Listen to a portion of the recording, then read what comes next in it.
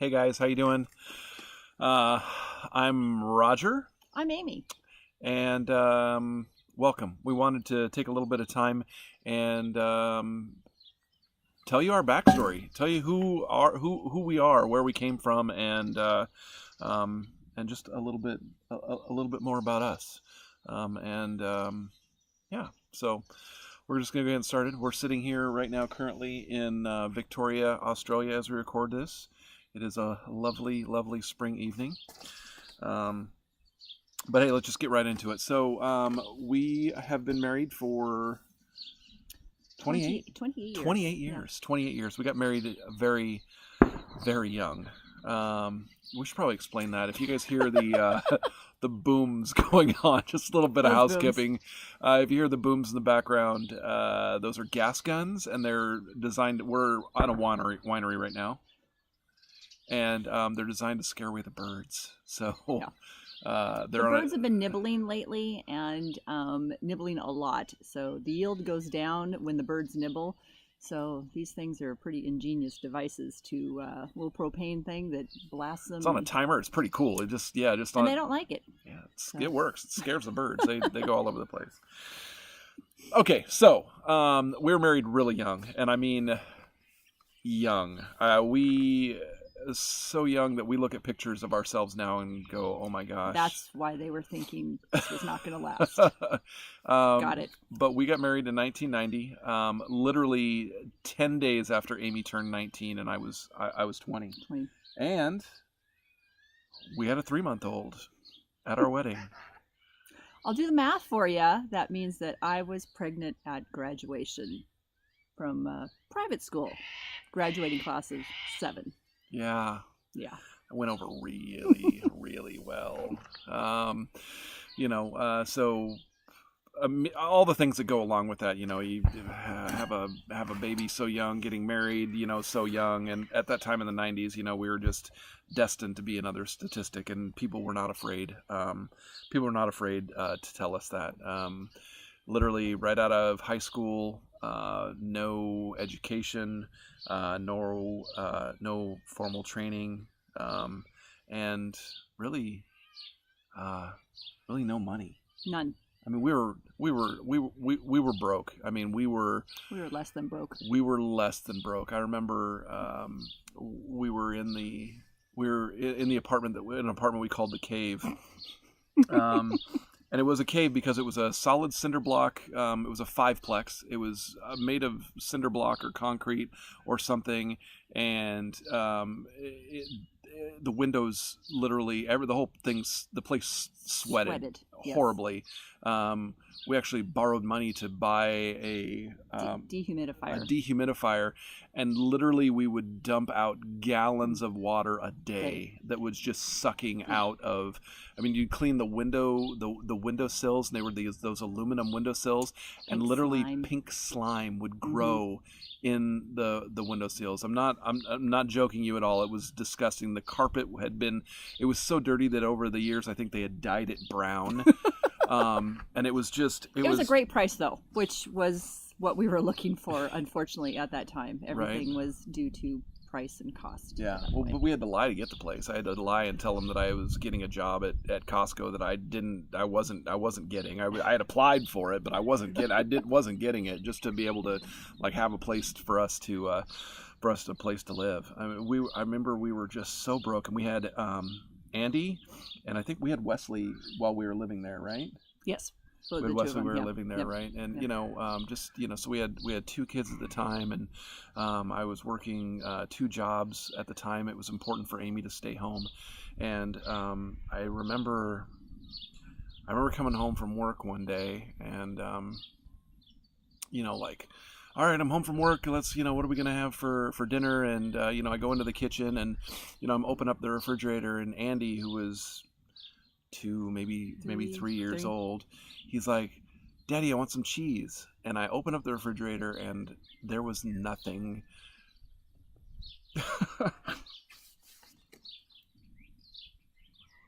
There was nothing there, and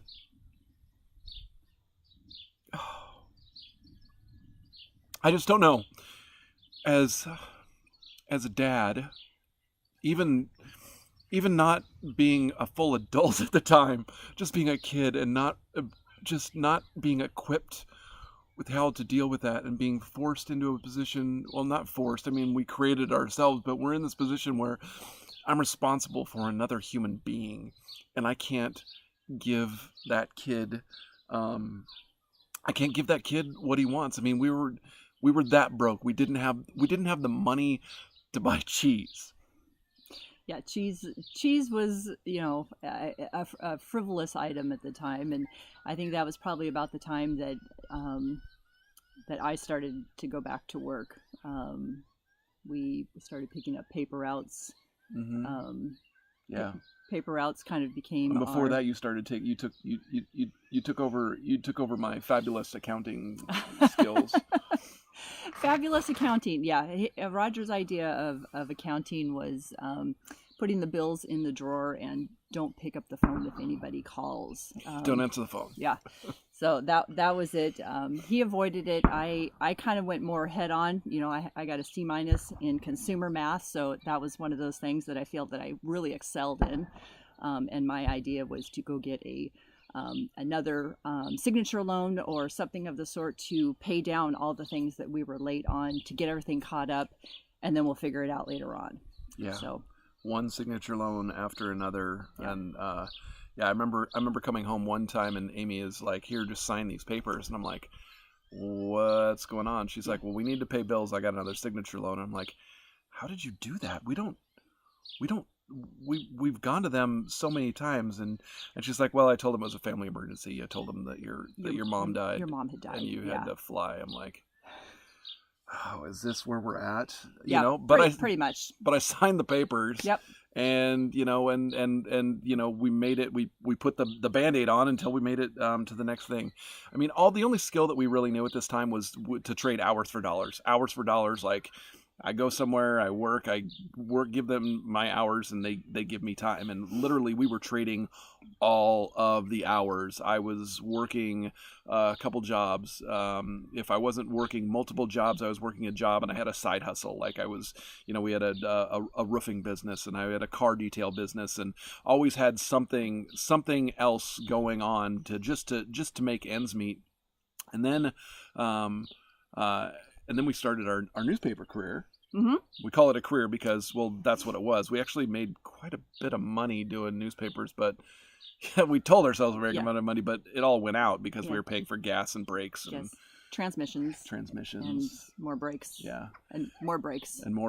But what was cool at the time was that we were not only able to leverage my hours for money, but now we could manage or leverage Amy's hours. You see, it was always really important for us at the time, and looking back, it was the sacrifices we went through was 100% worth it absolutely. to keep you home. Yeah. In those early years. Yeah. We didn't have two nickels to rub together, but Amy was home with the kids. But we discovered through newspaper routes that she could actually be with the kids and still make money, which meant the kids were in the back of the car. Around in the car while I'm delivering papers in the middle of the night. Right. So, yeah. Yep, they're with me. Not getting rid of them that quickly. Yeah, so one paper route turned into two turned into three. I think at one point we were up to like six paper routes between the two of us. So, and they were somewhere in the afternoon, somewhere in the middle of the night. So things like the Wall Street Journal, USA Today, those things delivered in the middle of the night. And early morning papers, publications, and afternoon papers, we would do that. So literally, I was going to work, coming home. I think I did a newspaper route, tried to get some sleep up at midnight, going and doing another paper route as fast as I could to come home and try to catch some more sleep before I went to work. Meanwhile, Amy's out, doing the same thing, doing newspaper routes, and we just had alarms that were just waking us up, and we'd go to sleep and wake up, and literally there's at the Highlands. That wasn't the Highlands house. There's literally 2 years of our time that we look at pictures and we don't remember anything. Remember a thing. Yeah. sleep deprived. I think we wrote the book on it. So most people in their kitchen have this little device on there. You can hit the buttons for how long you're going to bake a cake. We use that to for the amount of sleep that we could have between routes. So if we had a 60-minute break between routes that the papers weren't there or whatever. So we had a kitchen timer. So a kitchen timer, and I think we both we lived by a kitchen timer, not an alarm clock. Yeah. Because we didn't set the time. We literally would go, oh my gosh, I can get 45 minutes of sleep in, and we'd grab the kitchen timer, we'd set it for 45 minutes, and we would set it. Do you know how annoying a kitchen timer is? Beep beep beep beep. Especially beep, beep, beep, that's beep. exactly what it sounds like. Beep too. beep beep beep. Yep. Oh my! If I hear one of those things to this day, it's cringe. It's just pretty bad. It's horribly bad. So well, that was about the time. So we had the newspaper routes, and then you actually got a job. There was yes, because during the day I could be available during that time to watch the kids for a little bit. Yes, and you could go and I started cleaning houses. So I worked for a private company that cleaned houses, private houses, and that just meant that Ethan, who was number 3 at the time, we now had 3 boys, was bottle fed by his older brothers in the van while Roger was delivering papers. So me, being a breastfeeding mom, what I stood for just killed me. Yeah, a lot of feelings of guilt, but there's some anger issues in there too, right? Just a few, just a few. Yeah, that was one of the things when the kids in the daytime when we go past a playground, what they call the playground, and what you or I would call a daycare center. It's like, no, that's the reason that we are working all these hours is to keep you out of a. Don't you understand the sacrifices that we're making for you? No, you can't go to a daycare. Yeah, I want to go play there. No. Yeah, so dealing with that, and then I'm still like, how in the world? I mean, this is not what life's supposed to be, right? I had a flashback to a conversation 6 years earlier that I had with Amy's dad when we were dating and starting to get serious. For Christmas one year, I gave Amy a ring. It wasn't anything special. It was this chip of a diamond, it was a promise ring. And, Come on, it was hip in the 90s. Hey, for in 1989, yeah. Actually that was Christmas of 1988. 88, yeah. 88, for me to be able to, drop $150 on a ring, that's commitment. Yeah. So she got the ring and she wore it, and of course everybody at school loved it. Mom and Dad, on the other hand, did not approve. I got a phone call a couple days afterwards from Amy's dad, and he wanted to take me to lunch. And I was like, all right, girlfriend's dad wants to take me to lunch. He's made it in the world. So literally, I remember like, okay, alone time with the dad. So I got dressed up. I think I was wearing a pager at that time because that was cool. Anybody had a pager, and so I'm like, got my pager on, and I'm all dressed up nice, and I drive to this restaurant right next to his office that and I'm all nervous, but I'm looking good, I'm like, yeah. And we sit down and we order food, and he basically orders for both of us. This little Chinese restaurant that he goes to all the time. And the food comes, we're just making small talk, and the food comes, and he looks at me and he goes, so you got Amy a ring for Christmas? And I'm like, oh yeah, it's cool, it's nothing, it's it's a little, just a little nugget, it's what she wanted. I'm just kind of playing it cool, like, yeah, right. And and he, and he doesn't even, he's not even looking up at this point. He's just eating, and he goes, we really are not sure what's in Amy's future, and I'm like, oh man, here it comes. It's going to be like, it's giving me the approval, like we like you. And he's like, but we just, we don't know if that means college or what it means. But, one thing that we're sure of is that future isn't going to involve you. And he's just eating. And I'm like,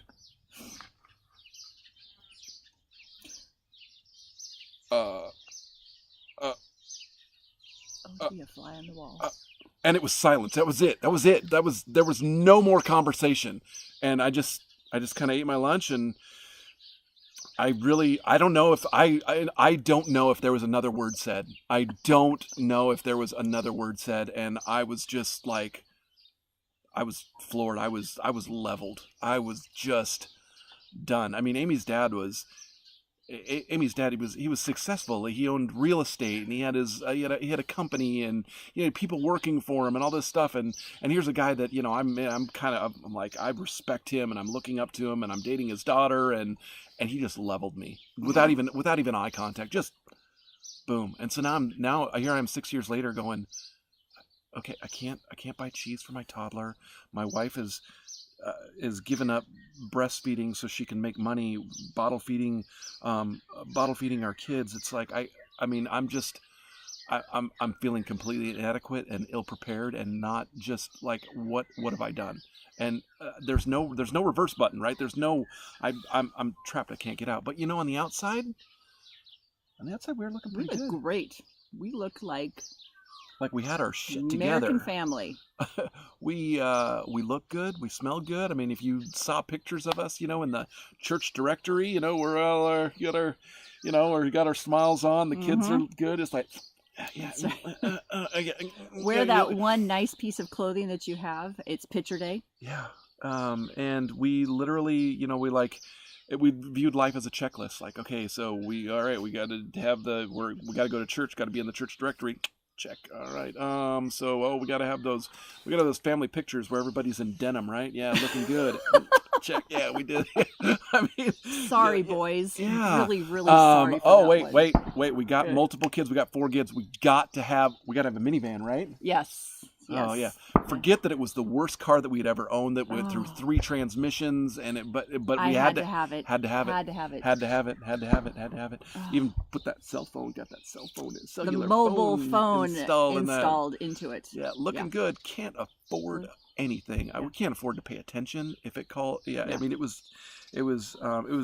bad, but we were smiling in public, but the truth is that we were tired, we were exhausted, and we were broke.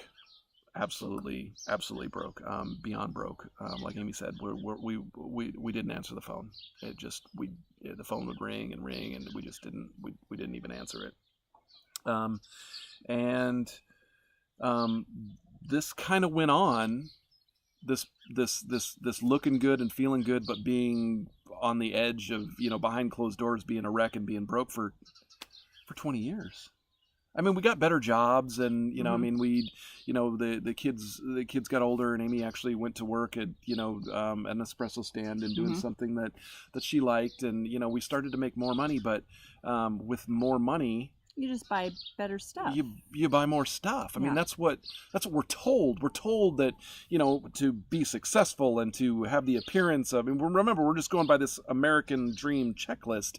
And it's like, okay, well, you got to have a nicer car. You got to have you got to have a house. You got to live in the right neighborhood. You got to do all this stuff. You got to, and so we did. And it was at the cost of every time that we'd make more money, and then we would just push our life right up to the limit of that income, and a little bit past. It's like we lived based on what monthly payment we could afford. Forget the long-term picture. It was just interest rate. What's that? We don't know what that is. Yeah. So we got better jobs, more, and newspapers turned into businesses. Like I mentioned before, we always had something going on the side. At a very young age, I got exposed to network marketing, multi-level marketing, whatever you want to call it. The product, it was a product we sold. It was called CAM. It was a snake oil. Like literally, it was take this and your health is going to be blah blah blah blah blah. And it was horrible. But I sat in a room with a guy who made way more money than I could ever even imagine at the time, and he instilled in me the ability to dream and think bigger than myself. And that had always stuck with me. And so I always knew that there was something other than trading hours for dollars. And so we always had something going on the side. We were a part of several different multi-level marketing companies, including Amway. There was some nail thing, acrylic acrylic nail nails. thing. We had businesses. I had a general contracting business. We had a car detail business. We had an espresso stand. But all of these things met with their own demise. We had no idea what we were doing, but we just knew that we had to do something. So it's like we had an espresso stand. We lost our lease. We had a general contracting business, and I got sick. And one night there was a rain that happened, and one of my employees didn't tarp down the roof, and it caused enough damage that there was an insurance claim that leveled the business. Just stuff after stuff. Yeah, I'm just going through notes here. It's like, yeah, we had the espresso stand. We lost our lease. We got into Amway. We lost all of our friends. During this time, we filed bankruptcy twice. 2 times. Once very early on, just kind of blank slate, and then the last time was 2008, and that was the height of just crap for us. We had a wholesale delivery business. I was a professional firefighter, so I was working 24-hour shifts, and we had this delivery business, and I'd be home, after a shift, and come home, and I've got a truck to load, and we've got to go shopping. And we've got our kids, basically slave labor. Well, I was supposed to be paying them, but we couldn't afford to pay them, so I owed them all this money, and just getting to work. I literally was keeping them out of school because that we needed help delivering. And then the economy crashed. The business went away. We were upside down in our house that we had actually purchased our second home by this time, and we got on one of those like no interest, one of those loans that everybody hears about. You don't need to prove any source of income. Just sign right we'll here. We'll take care of you. Yeah, I know it's a $500,000 house. You're good for it, right? Sure. So we signed, no interest, and we got one of those ARM, adjustable rate mortgages. I'm sure there's another acronym that's really not quite as friendly, but so once the ARM went into effect and it started to the interest rate started to jump, and it started to adjust with the economy taking a dive. In 2008, our business went down, and our mortgage payment had adjusted up to $4,800. $4,800 a month. Yeah, $4,800 a month for just our mortgage. That wasn't car payments, that wasn't eating, that wasn't electricity, that wasn't anything. And we got to a point where so the business takes a dump. We have to make the decision, all right, we're closing this business. But we did that after the first thing that we did, so backup, was the second bankruptcy. So the first thing we did is okay, we've got to protect everything. So the house is important, and the business is still going at this point. So it's all right, we're going to file bankruptcy, but we're going to keep out the debts for the business and the house. So we filed for bankruptcy, and then the economy just kept tanking, and we started losing customers because they couldn't afford our service. And so we ended up having to close the business, which is horrible. And then we ended up not paying. We made a decision, okay, we can either eat or we can pay our $4,800 a month mortgage, and we decided that we'd rather eat. And so we just stopped paying our mortgage, and just trying to survive. To add insult to injury, through my own fault, my own stupidity, I was arrested for a DUI that I guess that was the fall of 2008, and subsequently lost my career with the fire department. So 2008 was a horrible year for us, and it was when everything skipped right over. Everything just came crashing down. And I remember waking up after being arrested for the DUI and calling an attorney and realizing how much it was going to cost, and the fact that we just filed bankruptcy. We had just closed down a business, and it was going to cost $5,000 for the attorney, and I had to have him like that. Otherwise, it was because at this point I was still trying to save my career, the career, so I needed the attorney and stuff like that. And so I basically had to be really honest with my kids and go, "Hey guys, Dad screwed up, and I'm sorry, but everyone's going to have to pay for this." we don't get Christmas this year. Oh man, right back to 20 years before, just the inadequate, like what am I doing? But this stuff just kept happening over and over. So finally, after we made it through all of that, Amy and I were like, we're done. we're done. We can't, we've been lied to. There's nothing else out there but careers and trading hours for dollars and just doing the best you can. We are 20 years too late of going to college. So we're just going to do the best we can. We're going to get in, we're going to work super hard, buckle down, and we're going to try to catch up on our retirement, and we're going to do all this stuff. And so we did. Like, Amy was still working at the espresso stand. She actually, one of her customers had hired her to consult. So I took a contract job that had about a 2-hour commute. It was over on the other side of the state, so I spent a lot of time listening to audiobooks. So that is where I discovered a book called the 4-Hour Work Week, and just kind of came upon it, and it was one of those books that you're kind of have to pull over to the side of the road to hit replay and I need to hear this again, or I need to hear this part again, and just nugget after nugget, and you're like, yes, and okay, this is great, and then getting him to listen to it, it's like, no, this, and I can't explain anything well anyhow, but right? It was like going, just listen to this book. So at this time I had pretty much joined the corporate world. Actually, I hadn't gone into management yet, but I was on that track and heading into management. But I mean, I was like, all right, we're done. I'm head down, taking my experiences, and I'm putting in the hours. I'm putting in the long hours. I'm putting in the 12, the 14-hour days, making it happen. And she comes home, just like, oh my gosh, you got to listen to this guy and blah, blah, blah, blah, blah. And I'm like, as soon as she says like, all this stuff, there's something in my brain that clicks and it's like, hey, entrepreneur. And immediately I'm like, no, we're done. We told our kids that we're done. No. And she's just like, no, you don't understand. It's like everything that we learned we were so close. And I'm just like, babe. No, and she's trying to explain this and ration with me reasonably with it all. And finally she's just like, I've loaded it on your phone. Listen to it. Like, there's no way for me to get out of this at this point. I mean, I'm just like, I've tried to say no before. Happy wife, happy guy. Yeah. So I listened to it, and I started listening to it, just on my commute back and forth to work, and like Amy said, there's just things in this book that are just like, wait a minute, we did that. Wait, we did that. We were almost there. Wait, we did that too. Wait, no,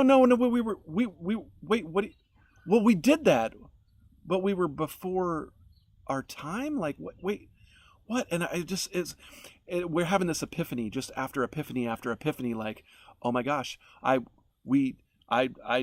ordered those books. I did that course. I did that, but we didn't have anybody to go here, go this way, do this. And now here I'm getting all of this education in this book, but I'm feeling like it's too late, but I'm getting excited. And literally I called her. I'm like, oh my gosh, you're right. You're right. And just to kind of synopsize the 4-Hour Work Week, if you haven't read it, oh my gosh, please go read it. And just go read it, because it changes things.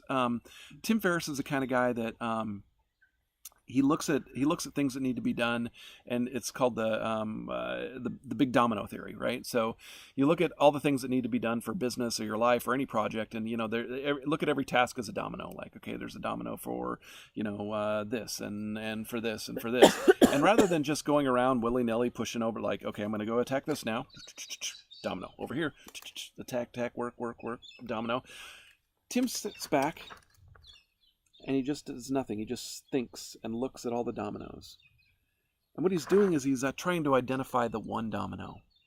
The one. the one that if he pushes over that domino, it knocks down all the rest of them, makes him inconsequential, just takes care of everything. He's a shortcut guy.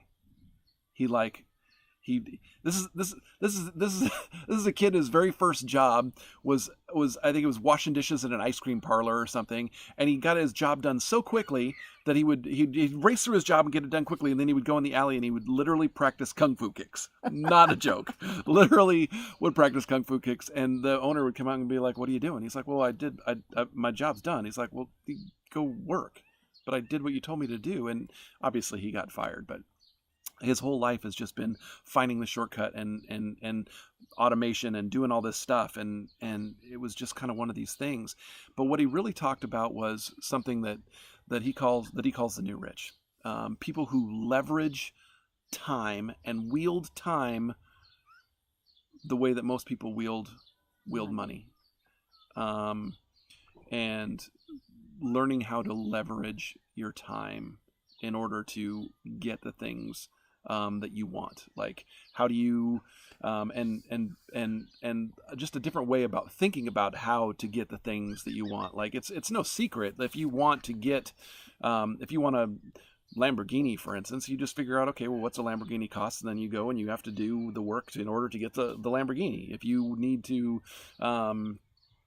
make an extra $500 a month because you want to save that away for a year and spend $6,000 on a kick butt vacation every year, then you just have to figure out, well, I need to figure out how to make $500 and then go make it happen. And so we're like, well, yeah, that makes a lot of sense. We just have to figure out the lifestyle that we want, or that we're, and you, right? It's just math. You figure out the lifestyle you want, what it's going to cost, and then you go make that amount of dollars, and that's it. You figure out what's going to make you happy, and you go do it. And we're like, okay, that makes sense. But he talks a lot about automation and how to get things done in a really short period of time. So we're like, oh my gosh, wow, we really missed something. So then it couldn't have been 2 days after I finished this book, and guess who's back with another book? So the next book on my 2-hour commute, actually 4-hour, 4-hour round trip, was Vagabonding by Ralph Potts, and that was a travel book for one. We have always wanted to travel, but he is such a gifted storyteller that you are there in the moment with him, with the things that he is seeing, and he does it, inexpensively, and it's like, okay, how do you do this? You hear people backpacking through Europe, after they, leave college or whatnot. And it's like, well, we didn't do that, but, I don't know if we wanted to backpack, but, we certainly wanted to travel. So here's another book you need to listen to. Right. So I'm like, okay, travel, you got me, because even when we were back 19 and 20 and completely broke, it was like, oh my gosh, we want to travel the world. Oh, it's going to be so great one day. We're going to go all of these places and we're going to travel the world. And I know I don't have cheese. No. Hey, I'll get you cheese later. Okay. We're talking about traveling the world. That's right. But, so it's just always been this hot button for us. People, like, any time anybody asks us, like, what do you want to do when you retire or whatever? It's like, travel the world. Travel. It was never, the Lamborghini or the big house or, what it was travel. So this was definitely a hot button. So I'm listening to it, and this is a firsthand account of a guy who basically travels the world on a shoestring. One of the things that one of the stories he talks about is, travel isn't as expensive as everybody thinks it is. You remember the movie Wall Street with Martin Sheen, Daryl Hannah, and Michael Douglas won an Academy Award, Best Actor in 1987. Yeah, we're movie geeks. Deal with it. There's a scene in it where he's talking to Daryl Hannah, and he's like, if I get in this game long enough and I'm successful enough, maybe I hope to make a boatload of cash big enough that I can get a motorcycle and I can ride across China. And in the book, Ralph Potts is like, well, people obviously have no concept of what it costs to travel, because anybody could work as a janitor for 3 months and make enough money to buy a motorcycle and to travel across China. And his point is that it's not as expensive to travel as people think. When we talk about travel, or when we think about travel from the United States or Western culture, we automatically think about, Robin Leach and yachts and, 5-star hotels and stuff. But that's not necessary if you want to travel, depending on Depending on how you want to do it. on how you want to travel. Okay, so now I'm like, oh my gosh, I'm on fire for travel. Like, oh my gosh, we got to do this. And right about that time, we had planned a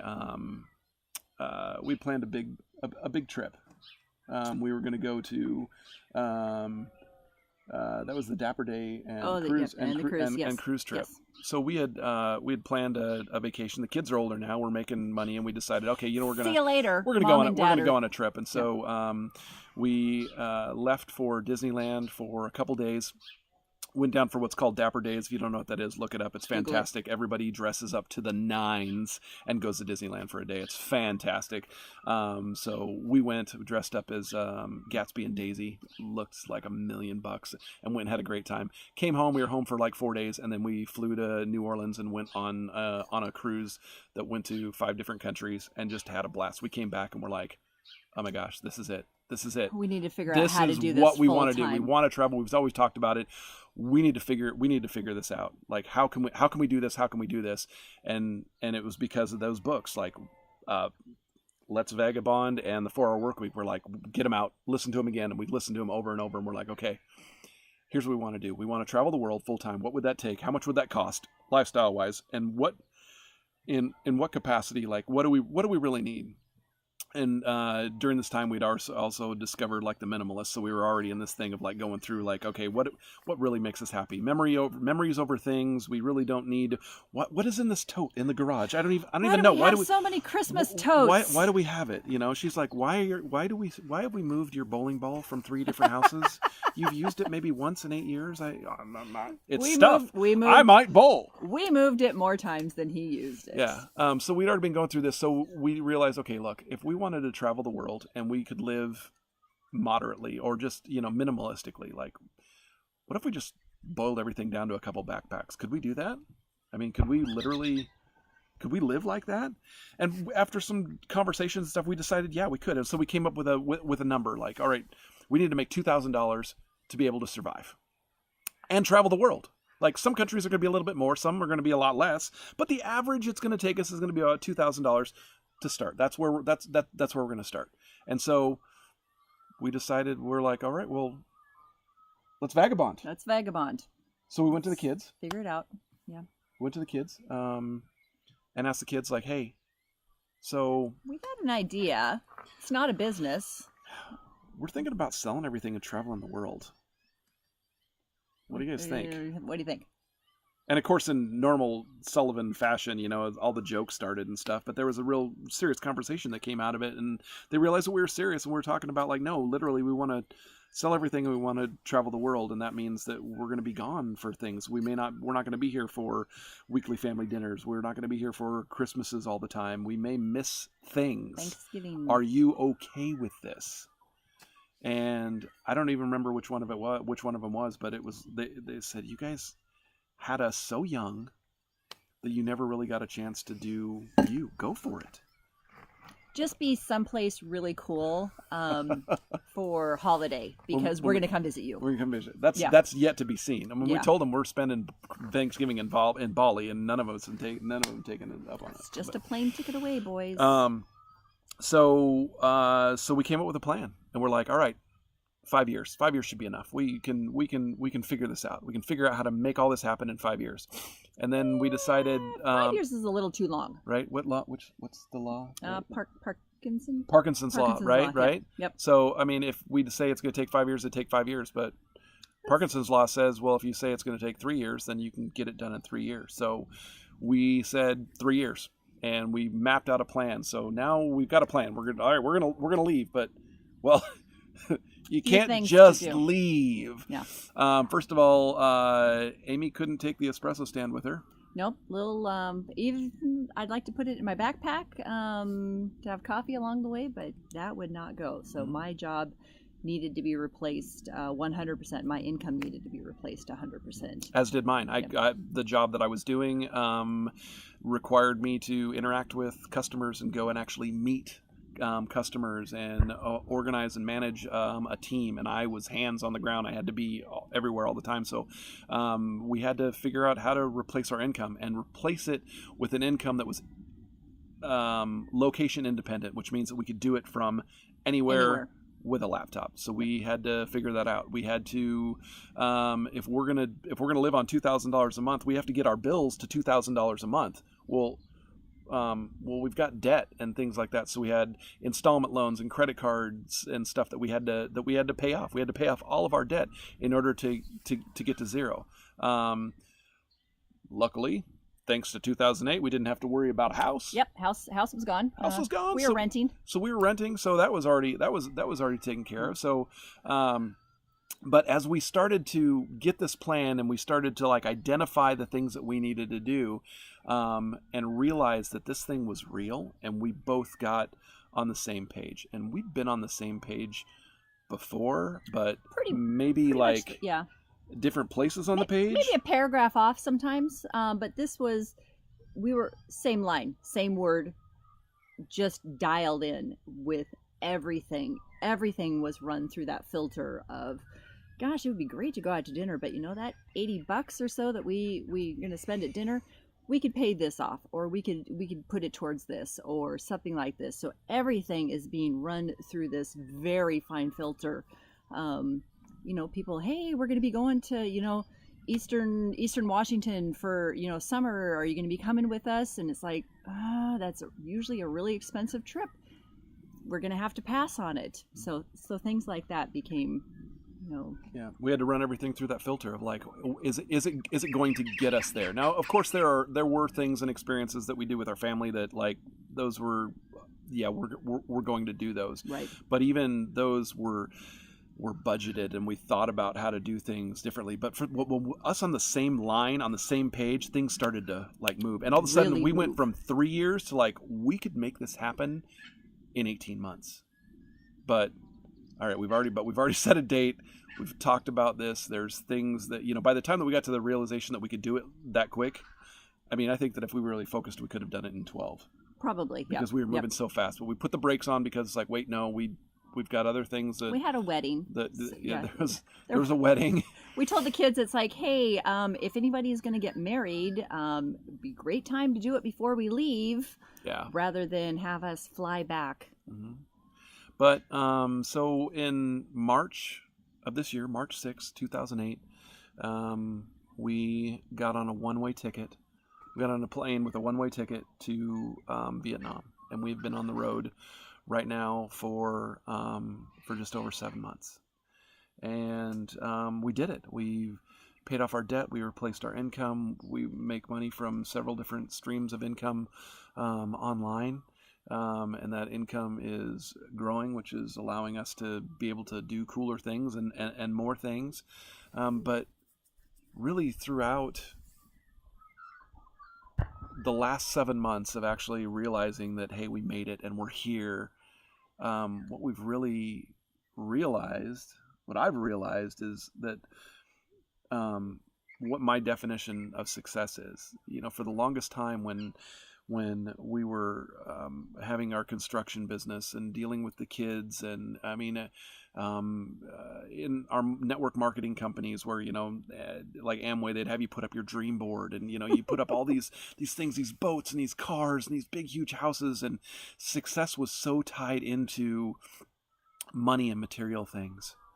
And while I don't downplay that, I mean, some of those things are completely and 100% necessary, and some of them are even fantastic for people to go after as goals. We did that. Mm-hmm. And if that is your thing, go for it. Yeah. Absolutely go for it. But for us, we realized that that it was more than the material things. That by living with less has freed us up to experience more things. When we had our first garage sale and we sold 80% of our belongings in one weekend, going into that weekend, I was nervous. I was scared. I'm like, this is like burning the boats. I mean, we're doing this thing. And I was just so tied emotionally to the stuff.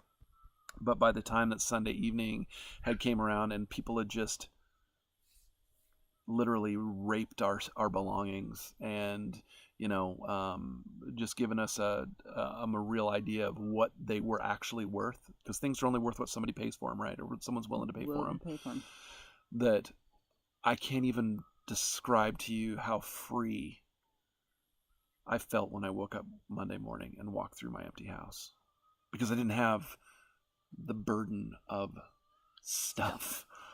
And now we live out of backpacks. We each have a backpack. We've got a couple boxes of really important stuff that's stored one of our kids back home, but that's it. We live out of backpacks, and we are just experiencing life and traveling. I think we've been to just as many countries in 7 months. I think we've been to seven countries so far. Whatever. It's not a contest. Yeah, no. We just move, and we enjoy a place. And I mean, look here. It's almost 8 o'clock. Yeah, you want to spin it around and show our horrible view that we have to deal with. Yeah. So I mean, this is welcome to Australia. We're staying on a vineyard. We've been here for about almost 2 months, and we leave here and we're gonna go somewhere else. But it didn't come without a lot of struggle. But so worth it. It was so worth it. it. So anyway, thanks for listening. 45 minutes of your life just to hear about ours. If you stayed, I hope you for the made whole some thing, popcorn for that show.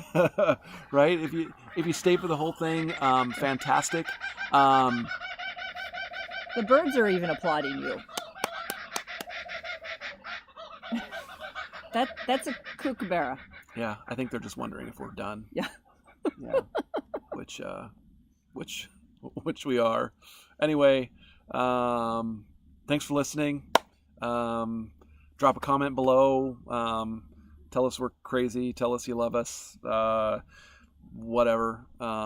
Ignore it. Whatever. Whatever. But we just thought we wanted to share our story with you, so you guys were like, because a lot of you may not know us. Some of you actually know us, but may not know the whole story. Some of you may know the whole story and are like, wait, you forgot about this.